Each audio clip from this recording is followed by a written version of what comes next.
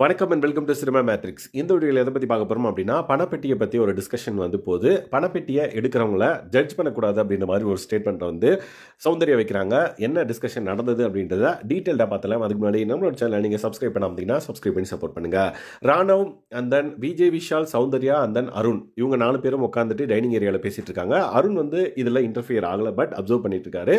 So இந்த 3 பேரும் வந்து பார்த்திங்க அப்படின்னா பணப்பெட்டியை பற்றி பேசுகிறாங்க. ஸோ முத்துக்குமரன் வந்து சௌந்தர்யா சொல்கிறாங்க, முத்துக்குமரன் வந்து பணப்பெட்டியை எடுத்தா கெட்டவன், பணப்பெட்டி எடுக்கலாம் நல்லவன் அப்படின்ற மாதிரி ஒரு பேசினானே, அது என்ன அப்படின்ற மாதிரி ராணுவத்தை கேட்குறாங்க. ஆமாம், ரேயான் வந்து பணப்பெட்டி எடுத்துட்டா கெட்டவன் அப்படின்ற மாதிரி ஏதோ சொல்லிட்டு இருந்தான் அப்படின்ற மாதிரி சொன்னாங்க. அதுக்கு சௌந்தர்யாவை சொல்கிறாங்க, பணப்பெட்டியை எடுக்கிறவங்கள நம்ம ஜட்ஜ் பண்ணக்கூடாது ஃபஸ்ட்டு அப்படின்ற மாதிரி சொல்கிறாங்க. ஏன்னா பணப்பெட்டியை எடுக்கிறவன் வந்து என்ன மைண்ட் செட்டில் எடுக்கலாம்னு பார்த்தீங்கன்னா, ஒன்று லைக் அவன் வந்து ஃபைனல் வரையும் போவான், அந்த வின் பண்ண மாட்டான் அப்படின்ற மாதிரி அவனுக்குள்ளேயே அவன் ரியலைஸ் பண்ணிட்டான் அப்படின்னா கண்டிப்பாக அவன் வந்து பணப்பெட்டி எடுக்கிறதுல தப்பே இல்லை.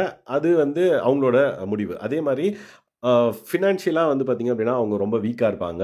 ஸோ அவங்க வந்து அவங்க ஃபேமிலிக்காக இதை எடுக்கலாம் அப்படின்ற பட்சத்தில் அது வந்து ஒரு வேலிட் பாயிண்ட் தான். ஸோ அதையும் வந்து நம்ம ஜட்ஜ் பண்ணக்கூடாது அப்படின்ற மாதிரி சௌந்தர்யா வந்து சொல்கிறாங்க. உடனே விஜய் விஷால் வந்து உள்ளே வராரு.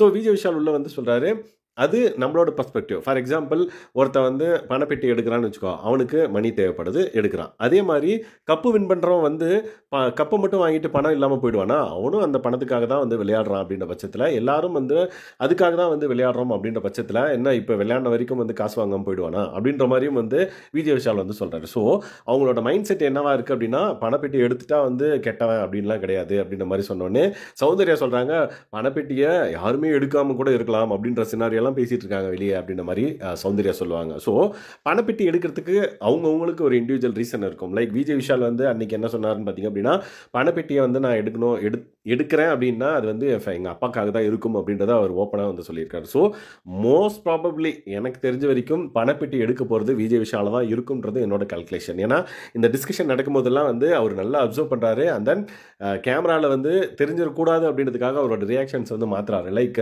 இந்த விஷயம் பேசும்போது நம்ம ஏதாவது ரியாக்ட் பண்ணிட்டோம் அப்படின்னா ஓகே நம்மளை ஜட்ஜ் பண்ணிடுவாங்க மக்கள் அப்படின்றதுனால அவர் வந்து கொஞ்சம் ஹைட் பண்ணுறாரு. ஸோ நீங்கள் என்ன நினைக்கிறீங்க? பணப்பெட்டியை யார் எடுக்கிறதுக்கான வாய்ப்புகள் அடுத்த வாரம் அதிகமாக இருக்குது அப்படின்றத மறக்காமல் இந்த வீடியோக்களை கமெண்ட் பண்ணுங்கள். அண்ட் தென் இன்னொரு விஷயம் என்னென்னு பார்த்தீங்கன்னா, சௌந்தர்யா சொன்னது வந்து 100% கரெக்ட் தான்.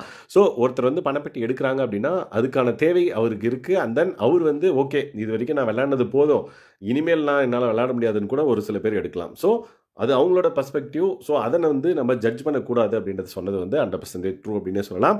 ஸோ நீங்கள் என்ன நினைக்கிறீங்க அப்படின்றத மறக்காமல் இந்த வீடியோவில் கமெண்ட் பண்ணுங்கள். ஸோ பணப்பெட்டியோட டாக் இப்போ இருந்தே ஆரம்பிச்சிச்சு. ஸோ டிடிஎஃப் வந்து முடிஞ்சிச்சு, உடனே பணப்பெட்டி வரும். ஸோ அடுத்த வாரம் இன்னும் இன்ட்ரெஸ்டிங்காக இருக்கும் அப்படின்னு நம்ம நம்பலாம். ஏன்னா சௌந்தர்யாவை வந்து பார்த்திங்கன்னா, நான் வந்து எடுக்கிற மாதிரி நடிப்பேன் ஆனால் எடுக்க மாட்டேன் அப்படின்ட்டுலாம் சொன்னாங்க.